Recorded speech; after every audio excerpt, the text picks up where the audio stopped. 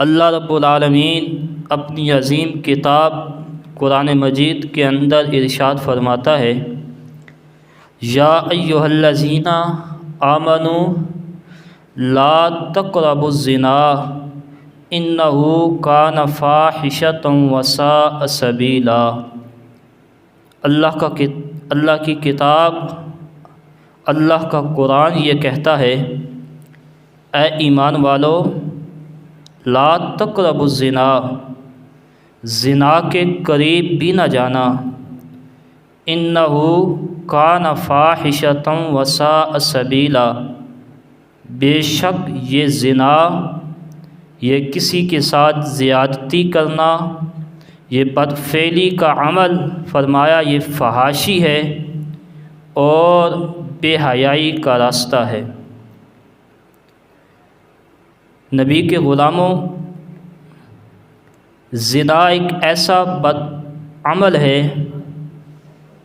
زنا ایک ایسا بدترین اور ناپسندیدہ عمل ہے کہ جس کے بارے میں اللہ رب العالمین قرآن کے اندر بیان فرما رہا ہے کہ اے ایمان والو، زنا کے قریب بھی نہ جانا۔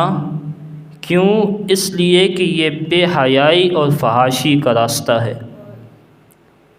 زنا کرنا تو دور کی بات ہے، اللہ نے کتاب کے اندر، اللہ نے قرآن کی آیت کی صورت میں یہ بتا دیا ہے کہ اے ایمان والو، زنا کرنا تو دور کی بات ہے، تمہارے لیے یہ حکم ہے کہ تم زنا کے قریب بھی نہ جاؤ، اس لیے کہ یہ زنا بے حیائی اور فحاشی کا راستہ ہے۔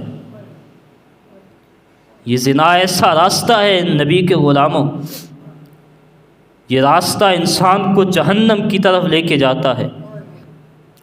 جو لوگ زنا کرتے ہیں، یہ وہ فحاشی کے راستے پہ نکلتے ہیں، اور اس راستے کی منزل جہنم کی آگ ہے۔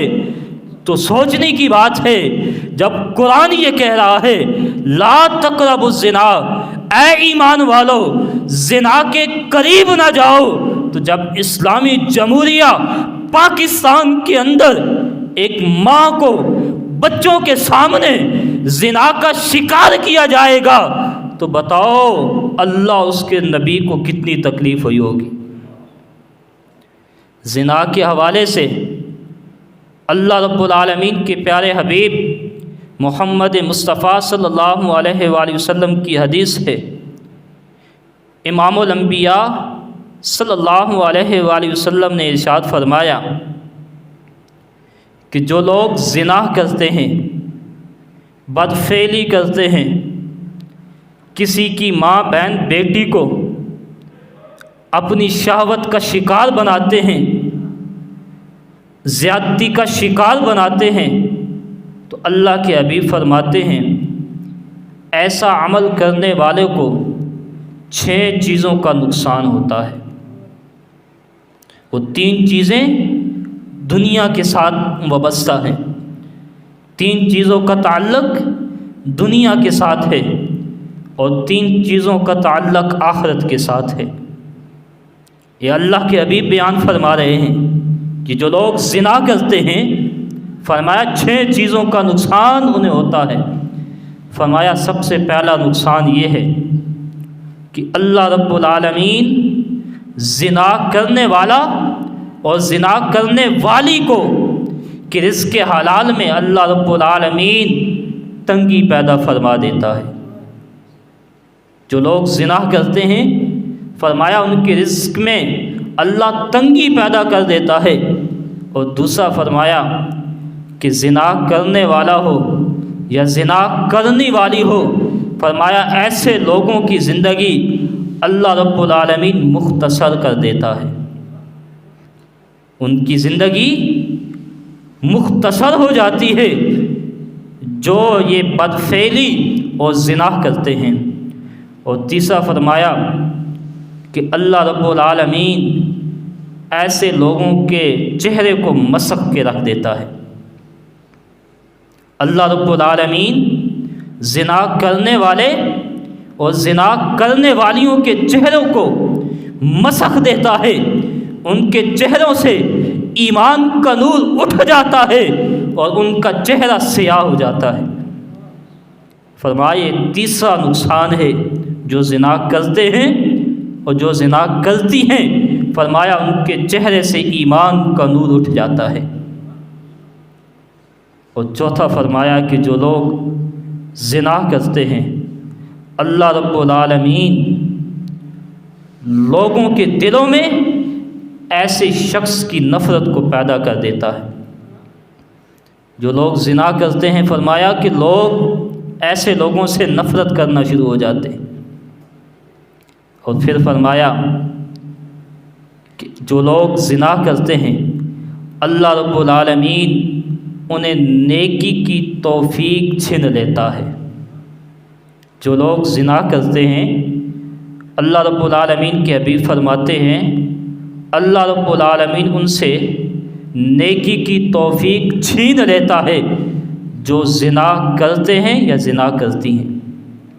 اور آخری چیز، اللہ کے حبیب صلی اللہ علیہ وآلہ وسلم نے فرمایا کہ زنا کرنے والا ہو یا زنا کرنے والی ہو، فرمایا اللہ رب العالمین ایسے لوگوں کو اپنے عذاب کے لیے مستحق بنا دیتا ہے۔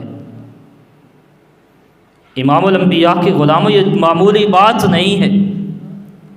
زنا ایسا بد عمل ہے، بدفعلی ایسا بدترین گناہ ہے کہ جس کے بارے میں امام الانبیاء فرما رہے ہیں کہ اللہ رب العالمین ان لوگوں کو 6 چیزوں کا نقصان دیتا ہے۔ فرمایا سب سے پہلا نقصان یہ ہے کہ زنا کرنے والا ہو، زنا کرنے والی ہو، اللہ رب العالمین ان کی رزق سے برکت کو اٹھا لیتا ہے۔ ایک اور حدیث میں آتا ہے، کریم آقا صلی اللہ علیہ وآلہ وسلم فرماتے ہیں کہ رات کے پچھلے پہر میں آرام فرما رہا تھا۔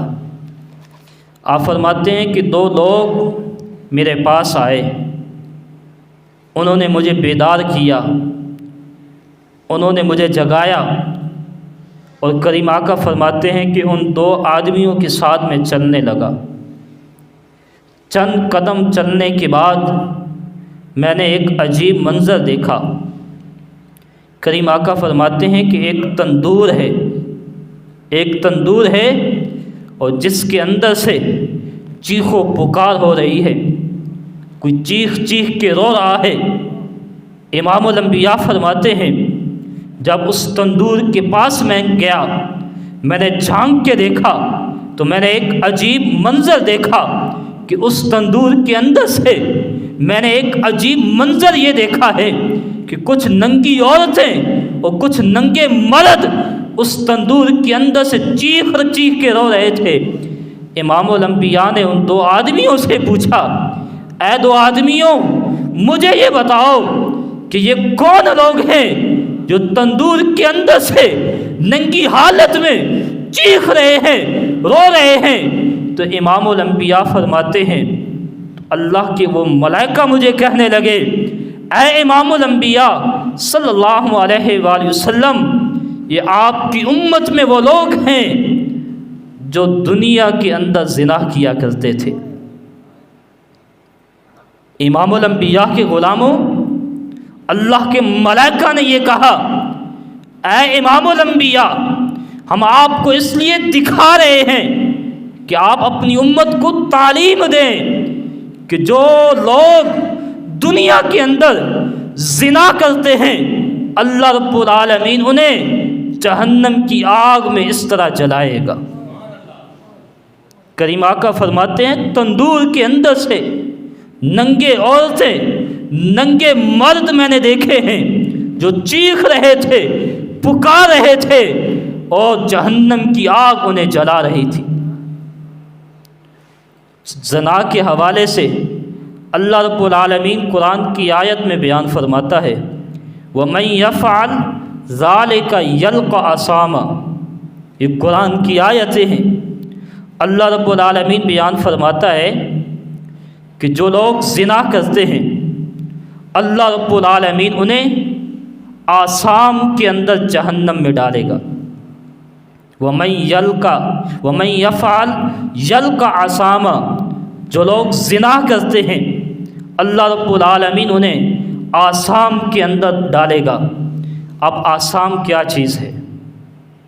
قرآن کی تفاسیر میں ملتا ہے، مفسرین نے لکھا ہے آثام سے مراد جہنم کی غار ہے۔ آثام سے مراد جہنم کی ایسی غار ہے کہ جس کا نام آثام ہے، اور جس غار کے اندر زنا کرنے والے اور زنا کرنے والی عورتوں کو ڈالا جائے گا۔ اور مفسرین کہتے ہیں کہ اس غار کا عالم یہ ہے کہ جب اس غار کا دروازہ کھولا جائے گا اس کی بدبو اس قدر شدید ہوگی کہ تمام جہنمی اللہ کی بارگاہ میں پناہ مانگیں گے۔ اس آثام غار کے اندر زنا کرنے والے اور زنا کرنے والی عورتوں کو ڈالا جائے گا۔ یہ کسی کی لکھی ہوئی تحریر نہیں ہے، یہ قرآن کی آیت ہے۔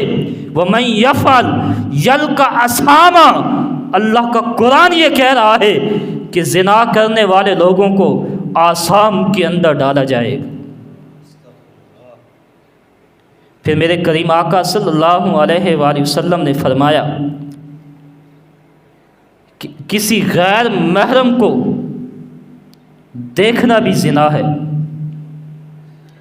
کسی غیر محرم کی آواز لذت کے ساتھ سننا بھی زنا ہے، اور فرمایا کسی غیر محرم کو چھونا بھی زنا ہے۔ یہ زنا کی قسمیں ہیں جو اللہ کے نبی صلی اللہ علیہ وآلہ وسلم نے بیان فرما دی۔ آج تو یہ رشتے ختم ہو گئے، کوئی تمیز نہیں، شریعت پامال ہو رہی ہے۔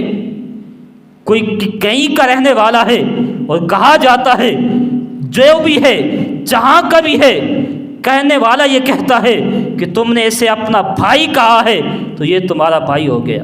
یہ کون سی شریعت میں لکھا ہے؟ شریعت اس بھائی کو مانتی ہے جو خونی رشتہ ہو، شریعت اس باپ کو مانتی ہے جو خون کے اعتبار سے باپ بنتا ہے۔ ہماری زبانوں کے کہنے سے نہ کوئی باپ بنتا ہے اور نہ کوئی بھائی بن سکتا ہے۔ یہ غیر محرم رشتے ہیں جنہیں ہم زبانی کلامی کہہ دیتے ہیں کہ یہ میرا بھائی ہے، اس سے کیا پردہ ہمارا ہے۔ آج دنیا کے اندر تم نے نبی کی شریعت کو پامال کیا ہے۔ رب کعبہ کی قسم ہے، قیامت کے دن ان باپوں سے پوچھا جائے گا، ان بھائیوں سے پوچھا جائے گا جن کی بہنیں زبانی کلامی یہ کہتی تھی، وہ کہنے والا یہ کہتا تھا کہ وہ میرا بھائی ہے۔